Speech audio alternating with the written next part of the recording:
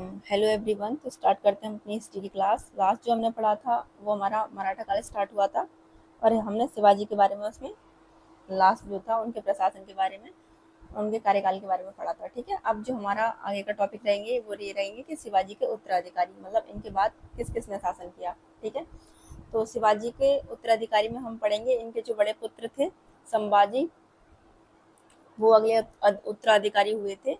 लेकिन क्या हुआ था उस समय कि उनको औरंगजेब का जो पुत्र था अकबर, उसकी मदद उसने विद्रोह किया था अकबर के खिलाफ, तो संभाजी ने उनकी मदद करी थी। ठीक है, जिसके कारण इनको कैद कर लिया गया था। और 1682 में क्या होता है कि ये जो औरंगजेब होता है ये दक्कन के अभियान पे जाता है और वहाँ पे गोलकुंडा और वजीर नाम पे अधिकार कर लेता है। ठीक है, और औरंगजेब ने ही संभाजी की हत्या करा दी थी। और उसके बाद संभाजी के एक पुत्र होता है और इनकी पत्नी होती है। पुत्र जो होता है वो साहू होता है, इसको ये गिरफ्तार कर लेता है। कौन? औरंगजेब। ठीक है, इसके बाद जो अगला मराठा शासक होता है वो होता है राजा राम। और राजा राम पहला मराठा शासक था जो सिंहासन पे बैठा था, मतलब संभाजी से पहले भी 1680 ईस्वी में। उसके बाद ये दोबारा से बैठता है 1689 में, और फिर इसका 1700 तक इसका कार्यकाल रहता है। तो पहले हम लिख लेते हैं, तो ऐसे चीज़ें थोड़ा समझ में नहीं आएंगी। तो यहाँ पे 1680 में जो पहला मराठा शासक बनता है शिवाजी के बाद, मतलब जो पहला उत्तराधिकारी होता है वो होता है राजा राम। ठीक है, तो कौन था? राजा राम।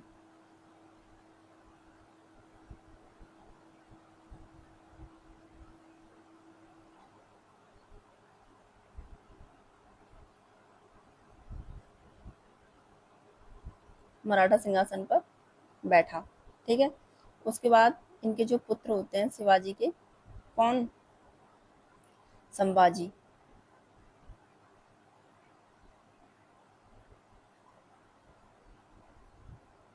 इनको कैद कर लिया जाता है कहाँ पर? पन्हाला के किले में, नए किले में कैद।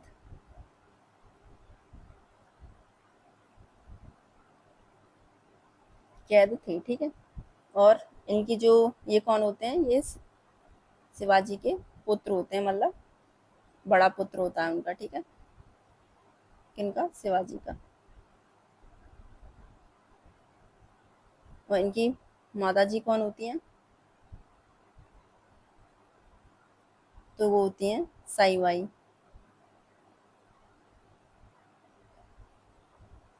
ठीक है, फिर क्या होता है? इनका राज्याभिषेक होता है।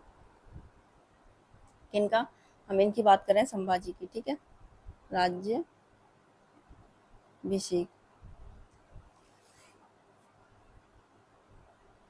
1681 में होता है रायगढ़ दुर्ग में। ठीक है, रायगढ़ दुर्ग में।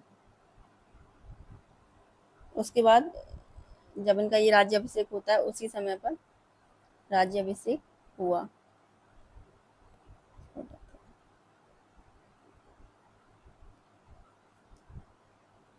उसी समय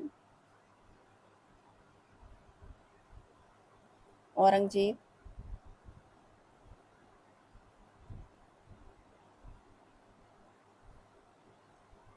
औरंगजेब के पुत्र अकबर ने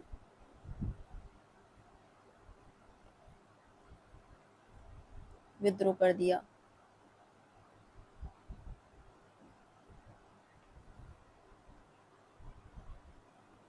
ठीक है, इसमें संभाजी ने उसकी मदद करी थी जब उसने विद्रोह किया था।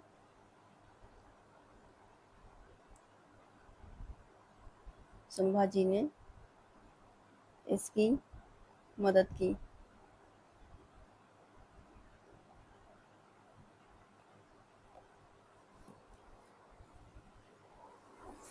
इसलिए ये औरंगजेब इनकी संभाजी की हत्या करता है। ठीक है, लेकिन उससे पहले बीच में इसके दो अभियान रहते हैं औरंगजेब के। एक तो 1682 में औरंगजेब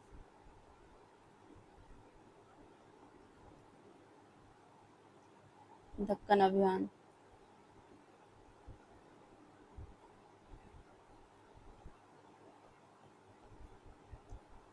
जब ये दक्कन अभियान पे जाता है, ठीक है, तो क्या होता है वहाँ पे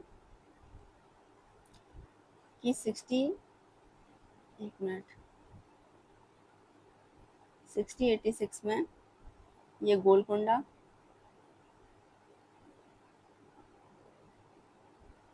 और बीदर इन पर अधिकार कर लेता है।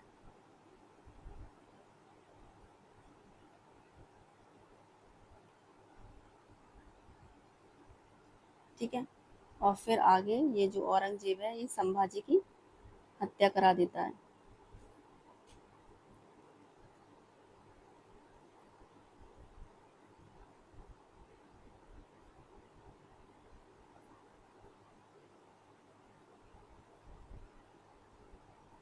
हत्या कर दी। ठीक है, अब बात करें ये संभाजी, इनका जो पुत्र था वो कौन था, साहू। उनकी जो पत्नी थी वो थी आपकी येशुबाई। ठीक है, अब फिर जो अगला शासक होता है वो होता है आपका राजा राम। दोबारा से बनता है ये, ठीक है, कब, 1689 में, 1700 तक। ठीक है, यह दोबारा मराठा शासक बना। यहाँ यह दोबारा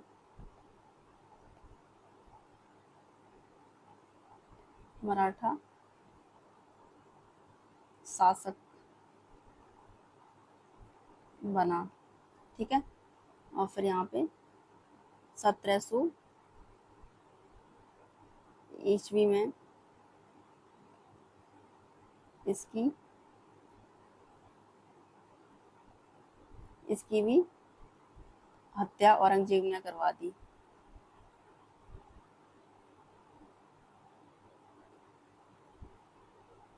औरंगजेब ने करा दी। ठीक है, उसके बाद जो अगला शासक है वो है आपका शिवाजी द्वितीय। शिवाजी द्वितीय के नाम से अगला शासक कौन होते हैं, ये होते हैं साहू। ठीक है, तो इनका जो टाइम पीरियड रहेगा आपका 1700 से लेके 1707 ईस्वी तक, है ना। और ये मात्र 4 वर्ष की अवस्था में, मतलब यह 4 वर्ष का था, इसलिए शासन किसने संभाला था, इसकी माता ने, इसलिए इसकी माता ताराबाई ताराबाई ने शासन संभाला। ठीक है, अब ये जो ताराबाई थी इनका भी एक पुत्र था जो कि 1707 में, इनके पुत्र का नाम क्या था, इनके पुत्र का नाम था साहू। ठीक है, मतलब एक मिनट, मतलब इनके पुत्र का नाम साहू नहीं था, इनका पुत्र तो ये शिवाजी द्वितीय। इनका युद्ध होता है साहू से, उसको कहते हैं हम खेड़ा का युद्ध। ठीक है, किसका युद्ध होता है, खेड़ा, खेड़ा का युद्ध। अब खेड़ा का युद्ध होता किस किस के बीच में, तो खेड़ा का युद्ध होता है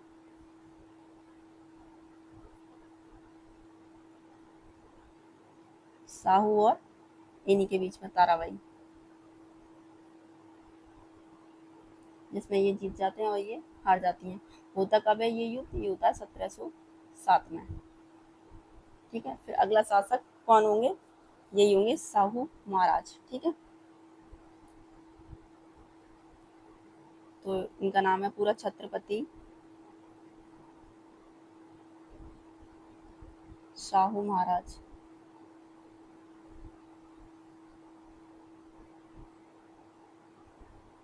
शासनकाल 1707 से लेके 1700 49। ठीक है, अब देखो इनके टाइम में यही एक तो खेड़ा के युद्ध के बाद इनको जो इसमें विजय मिली थी, तो इसने उपाधि धारण करी किसकी, छत्रपति की। ठीक है, और साउ इन्होंने जो अपनी राजधानी बनाई थी वो सतारा स्थानांतरित कर दी थी, और इन्होंने 1713 ईस्वी में पेशवाई प्रथा शुरू करी थी। सबसे पहले जो पेशवा शासक बना था वो था बालाजी विश्वनाथ। ठीक है, पहले मराठा होते थे, फिर उन्होंने पेशवा स्टार्ट कर दिए। तो इम्पोर्टेंट चीज़ है यहाँ से यही कि खेड़ा के युद्ध में विजय के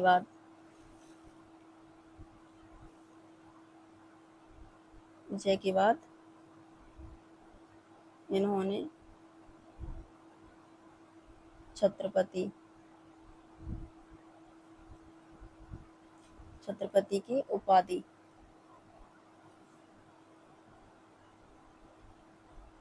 धारण की। ठीक है, और उसके बाद राजधानी कहाँ बनाई थी, राजधानी बनाई थी सतारा। ठीक है, और 1713 में पेशवाई प्रथा शुरू की इन्होंने। ठीक है, और जो प्रथम पेशवा था वो यहाँ से लिखना,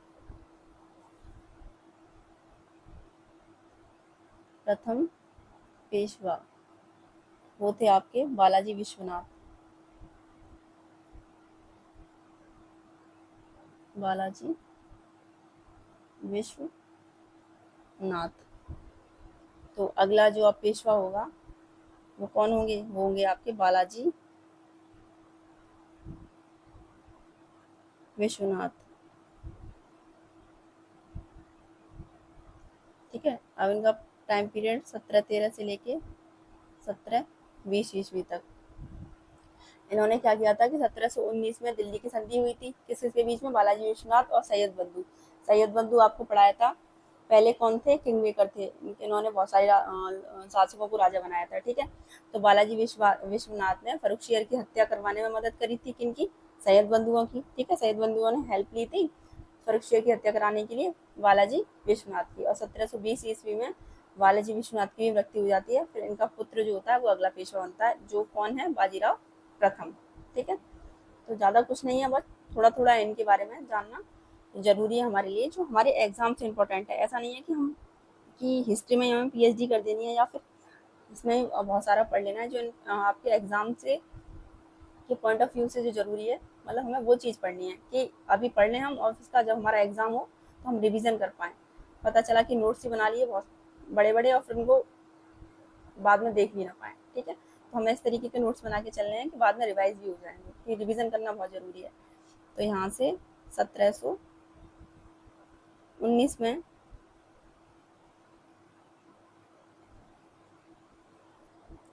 दिल्ली की संधि।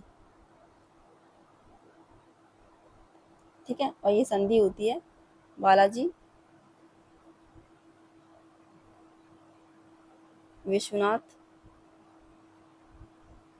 और सैयद बंधु इनके बीच में। ठीक है, और यहाँ से बालाजी विश्वनाथ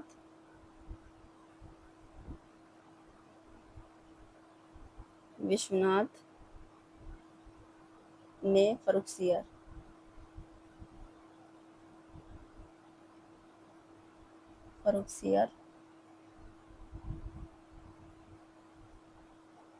की हत्या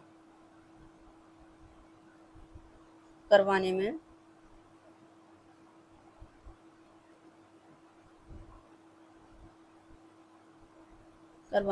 मदद की, किसकी, सैयद बंधुओं की।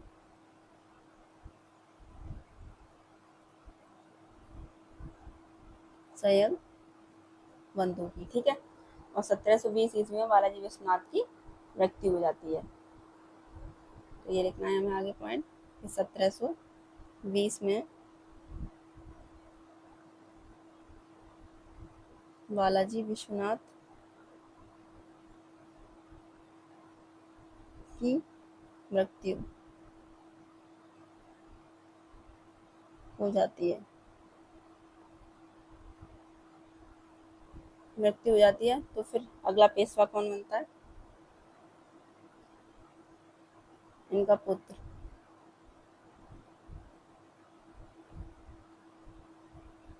पेशवा बना, ठीक है।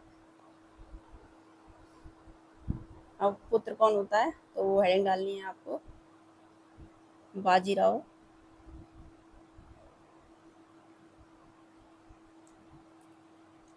बाजीराव प्रथम।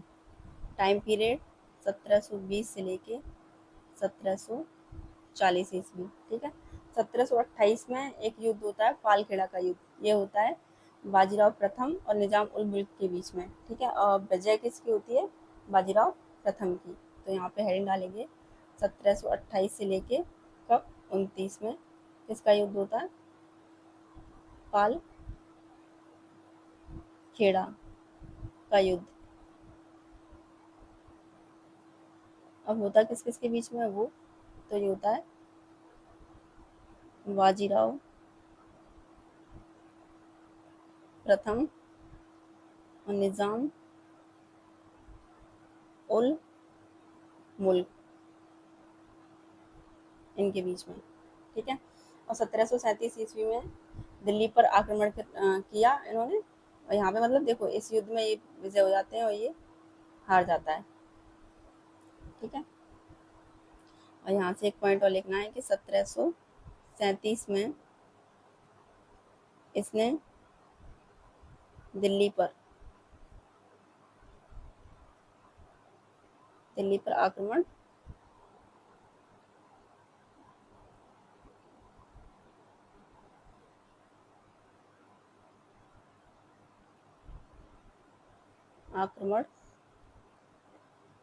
कर अधिकार कर लिया था, अधिकार कर लिया, ठीक है। और फिर अगला पेशवा होंगे बालाजी बाजीराव। मतलब प्रथम कौन थे? प्रथम पेशवा जो थे वो थे आपके बालाजी विश्वनाथ। तो बालाजी विश्वनाथ का बालाजी ले लेंगे। और द्वितीय कौन थे? द्वितीय थे आपके बाजीराव प्रथम, तो उनका बाजीराव ले लेंगे। तो नाम बन जाएगा जो अगले पेशवा होंगे, इस तरीके से याद रखना,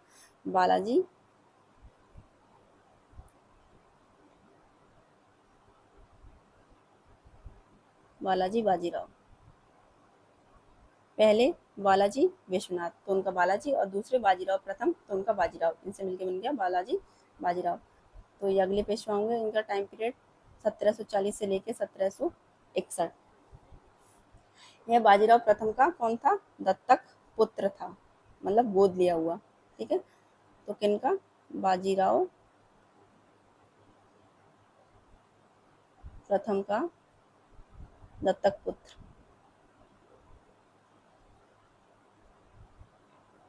ठीक है। इसके शासनकाल में साहू की मृत्यु हुई थी। साहू की मृत्यु यहाँ पे आके होती है, ठीक है, इनके शासनकाल में।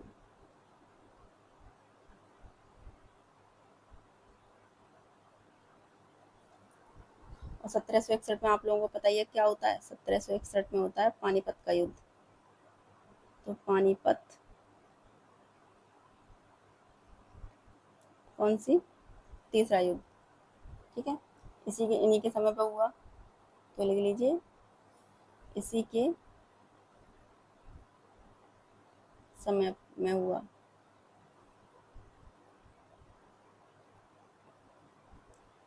ठीक है। और ये थर्ड बैटल जो हुई थी, ये पता ही आप लोगों को, यहाँ कौन था?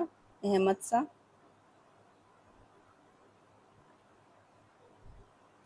अब्दाली।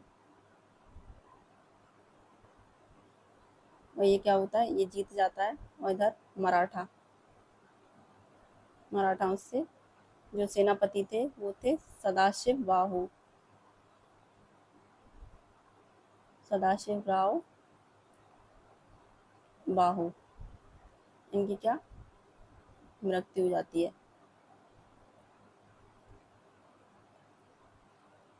और ये लोग हार जाते हैं, मतलब कौन? मराठा, ठीक है। और जब यहाँ मराठा हार जाते हैं तो यहीं से इनका पतन स्टार्ट हो जाता है मराठा काल का। उसके बाद तो बस शासनकाल मतलब शासक हुए कुछ अगले, और इसके बाद जो अगले शासक थे वो थे माधवराव।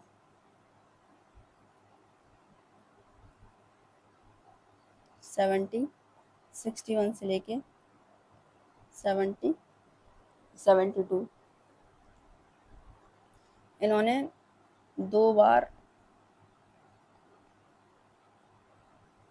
हैदराबाद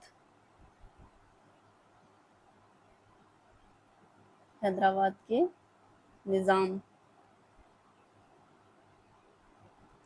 निज़ाम को पराजित किया।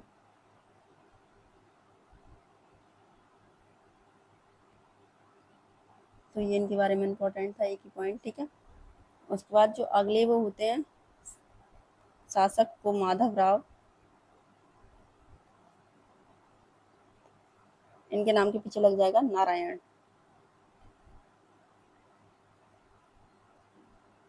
ठीक है।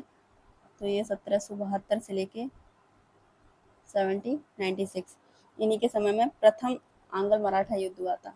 क्या? प्रथम आंग्ल मराठा युद्ध हुआ। और उसके बाद जो अगला शासक है वो है आपके बाजीराव द्वितीय। टाइम पीरियड 1796 से लेके 1818 तक, ठीक है। मराठाओं का अंतिम पेशवा या शासक थे ये, अंतिम पेशवा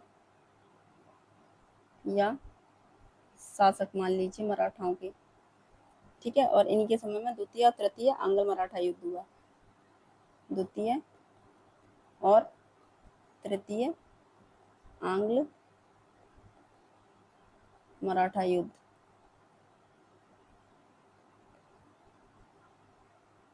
इसमें ये चीज याद रखनी है कि ये पूछ लेगा कि ये द्वितीय आंग्ल मराठा युद्ध हुआ था तब शासक कौन था, तो बाजीराव द्वितीय। बहुत कंफ्यूजन होता है इनमें, इनके नाम को याद रखने में, ठीक है।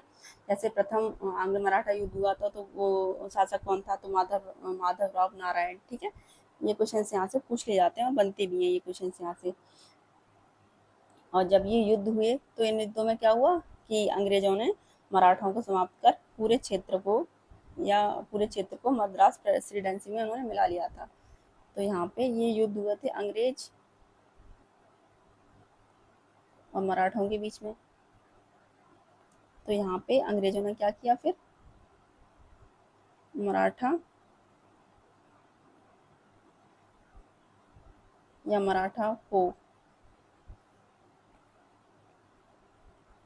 को समाप्त कर दिया और पूरा क्षेत्र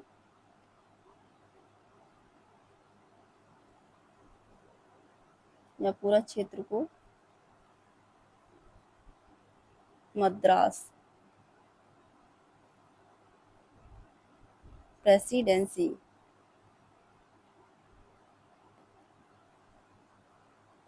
में मिला लिया, ठीक है। तो ये है हमारा क्या, मराठाओं का शासनकाल, ठीक है। अब जो हमारा मतलब यहाँ पे ये लोग जीत गए थे और यहाँ पे ये लोग हार जाते हैं। अब जो हमारा अगला टॉपिक होगा, अब हम पढ़ेंगे सिख राज्य यानी कि पंजाब जो पूरा था उनके बारे में, जो कितने गुरु हुए थे, ठीक है। तो सिखों के गुरु उनके बारे में पढ़ेंगे और ये टॉपिक हमारा कल से स्टार्ट होगा, कल की क्लास में, ठीक है। तो आज ये यहाँ पे मराठा